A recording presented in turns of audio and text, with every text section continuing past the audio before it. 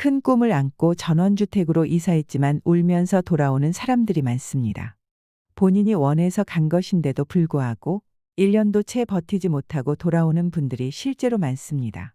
노후에 내 삶의 질을 결정하는데 가장 중요한 것이 무엇일까요? 바로 주거지입니다. 내가 어디서 사는지에 따라 삶의 만족도가 달라진다고 합니다. 집은 우리에게 쉴 수 있는 공간이 되어야 합니다. 특히나 나이가 들어갈수록 집에 있는 시간이 더 많아지기 때문에 노후에 어디서 생활할지는 신중하게 선택하셔야 합니다. 많은 분들이 은퇴 후에 전원 생활을 하길 꿈꾸십니다. 공기 좋고 물 좋은 곳에서 여유로움을 만끽하고 싶은 것이죠. 텃밭도 일구고 나무도 심고 반려견이 있으시다면 드넓은 공간에서 함께 뛰어놀면서 받는 만족감과 행복함은 더할 나위 없겠지요. 하지만 이것을 모르고 무작정 귀농귀촌했다가 땅을 치고 후회하실 수도 있습니다. 오늘은 실제로 전원 생활을 포기하고 돌아오신 분들의 사례를 모아 정리해 보았습니다. 전원주택에서 생활하기 위해 꼭 미리 고려해야 할 사항 8가지를 말씀드리겠습니다. 첫 번째는 운전입니다. 전원주택은 시골이나 도심과는 떨어진 외곽에 위치하는 경우가 많습니다. 버스나 지하철 같은 대중교통이 없거나 아주 부족하기 때문에 어딜 가든 운전을 하는 것은 필수입니다. 간단하게 시장을 보거나 마트에 가서 식재료를 사고 싶을 때도 무조건 운전을 해서 가야 합니다. 이것은 생각보다 귀찮은 일이 될 수 있습니다. 특히나 차가 없거나 면허가 없으신 분들은 더 불편하겠죠. 부부가 사는데 차가 한 대라면 상대방이 들어올 때까지 기다려야 하는 수고가 생깁니다. 또한 주유소가 많지 않아서 주유를 하기 위해 먼 거리를 가야 하는 경우가 많고 가격도 비싼 경우가 많습니다. 주유소나 마트 등 생활편의 시설이 부족한 데다가 이조차도 언제 없어질지 모른다는 것이 단점이 되겠습니다. 그렇게 되면 더 멀리 운전하지 않고는 해결이 되지 않지요.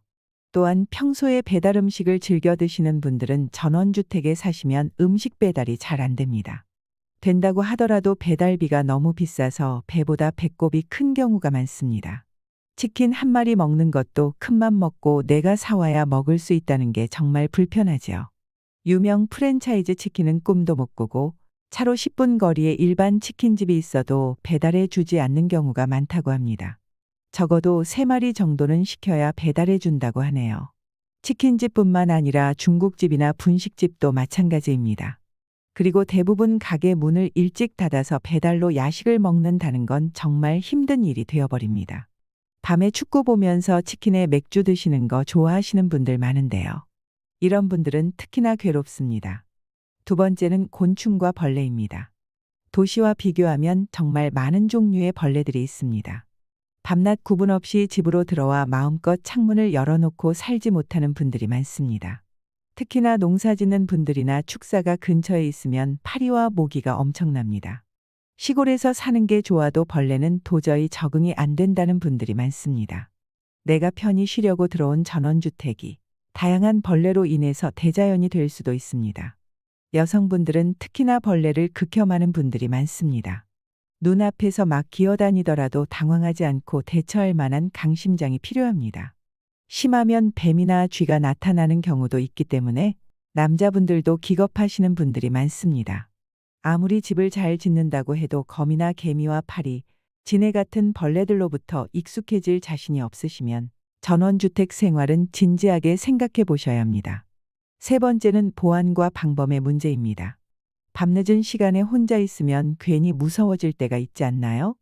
특히나 전원주택은 밤이 되면 주변이 너무 깜깜한 데다가 주변에 다른 집들도 멀리 떨어져 있기 때문에 무서움을 느끼기 쉽습니다. 안 그래도 평소에 소리 하나 없는 조용한 곳인데 혼자 있을 때 밤 늦은 시간에 밖에서 이상한 소리라도 들려오면 별의별 생각이 다 나게 됩니다. 이상한 동물 소리나 바람에 무언가가 휘날리는 소리 등 남녀노소 구분 없이 이럴 때는 참 무섭다고 합니다.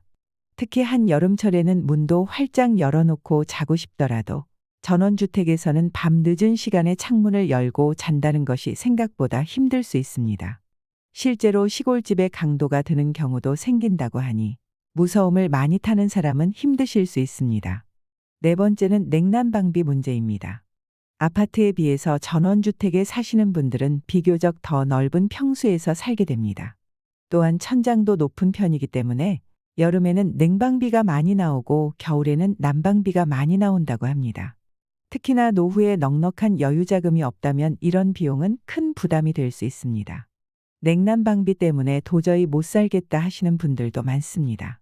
다만 아파트에서 살 때 내던 관리비를 생각하면 그때보다 전원주택에서 사는 비용이 오히려 덜 든다고 얘기하시는 분들도 있는데요. 이것은 전원주택이 다 같은 품질이 아니기 때문에 그렇습니다. 시공이 잘못된 집은 난방비를 한 달에 100만 원씩 써도 춥게 사는 경우가 있고, 에너지 절감 주택이나 시공이 잘 된 집은 30만 원으로도 하루 종일 따뜻하게 있을 수 있습니다. 그래서 이 부분은 의견이 극과 극으로 갈립니다. 전원주택을 생각하시는 분들이라면 단열이나 기타 시공이 잘 된 집인지 꼭 확인하셔야 합니다. 다섯 번째는 관리와 유지보수 비용입니다. 전원주택에 살면서 가장 몸소 느끼는 부분이 관리에 대한 어려움입니다. 우리가 아파트에서 살면서 관리비만 내면 청소와 유지보수, 쓰레기 처리, 치안과 경비까지 알아서 해주기 때문에 크게 신경 쓸 일이 없습니다. 하지만 전원주택은 잡초 제거 같은 잡일은 내가 다 챙겨서 해야 합니다. 정원을 관리하는 낙으로 전원 생활을 하시는 분들도 있지만 막상 잡초 뽑고 물 주고 이것저것 챙기는 것이 너무 힘들다는 분들도 있습니다. 이런 것을 좋아하지 않는 취향이거나 부지런하게 하지 못하실 분들은 처음부터 마당을 크게 만들지 않는 것이 좋습니다. 생각보다 풀이 금방금방 자라납니다. 남자분들은 처음 전원주택을 지을 때 넓은 마당을 선호하지만 막상 짓고 나서는 정원을 관리하지 않는 경우가 많습니다. 이렇게 되면 답답한 여자분이 힘들게 정원 관리에 나서게 되는데 여자가 혼자서 하기에는 생각보다 힘든 일입니다. 이뿐만 아니라 하나부터 10까지 챙겨야 하는 것도 많은데요. 철마다 해야 하는 일도 달라지고 매일 해도 끝없이 반복된다고 합니다. 폭설이나 장마 산사태 같은 경우에는 전원주택이 굉장히 취약할 수밖에 없는데요. 이런 일을 한번 겪게 되면 수리할 게 정말 많아집니다. 이 모든 것을 예방하고 보수하는 것은 오로지 집주인의 몫이라는 겁니다. 그런데 이게 귀찮다고 전원주택에 살면서 관리하지 않게 되면 집이 빠르게 망가진다고 합니다. 주변도 금방 더러워지고요. 이것이 현실입니다. 여섯째는 사회 기반 시설이 취약합니다. 여기서 사회 기반 시설은 수도나 전기, 도로 같은 것을 말합니다. 이 중에서 특히 수도가 말썽인 경우가 많습니다. 시골의 경우에는 정부기관에서 운영하는 수도가 들어오지 않는 지역이 대부분입니다. 이런 지역은 지하수를 파서 식수 등으로 사용하게 되는데 이 지하수로는 안정적인 공급이 안 됩니다. 여름철에는 물이 말라서 물이 안 나오는 경우도 있고 겨울철에는 물이 얼어서 물이 안 나옵니다. 그리고 사용하지 못할 정도로 오염이 되는 경우도 있습니다. 깊은 지하수의 경우 모터가 고장나는 경우도 있는데 상당한 비용이 지출되고 이로 인해 스트레스도 매우 심합니다. 도로의 경우에도 국도 지방도로와 떨어진 지역은 정부기관에서 관리를 소홀하게 합니다. 마을 사람들이 알아서 관리해야 하는 현실이죠. 상당한 비용이 발생하기 때문에 마을 사람들 간의 갈등 요소가 되기도 합니다. 일곱 번째는 대인관계입니다. 나이가 들어갈수록 외로움과 고독감을 느끼는 경우가 많습니다. 인간관계를 통해 우리는 많은 행복을 얻습니다. 부부가 함께 있으면 서로 의지할 수 있지만 만약 두 분 중에 한 분이 먼저 가면 혼자 살게 됩니다. 이때 그 고독감과 외로움을 견디기가 힘들다고 합니다. 보건복지부 조사에 따르면 혼자 사는 노인들이 함께 사는 노인보다 치매에 걸릴 확률이 2.4배 높은 것으로 나타났습니다. 또한 전원주택에 살면 야간에 활동하는 것이 제한되는데요. 할 것도 없고 깜깜해서 저녁 시간은 거의 집에서 보내게 됩니다.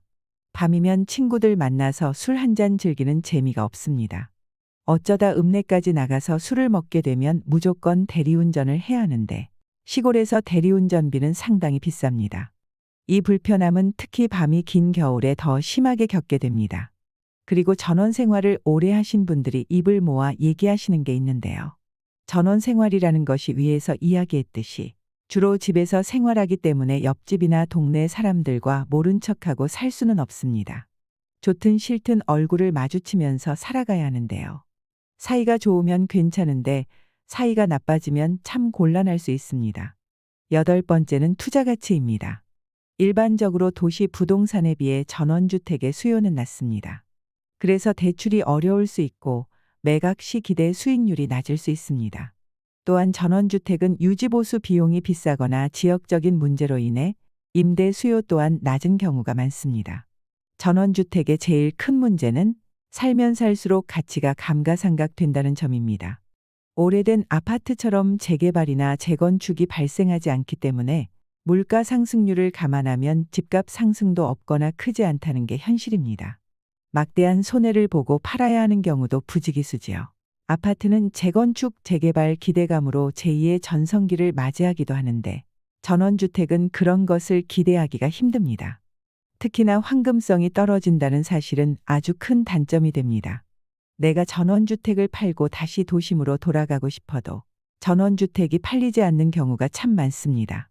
몇 년을 기다려도 나에게 맞는 매수자를 찾기가 힘듭니다.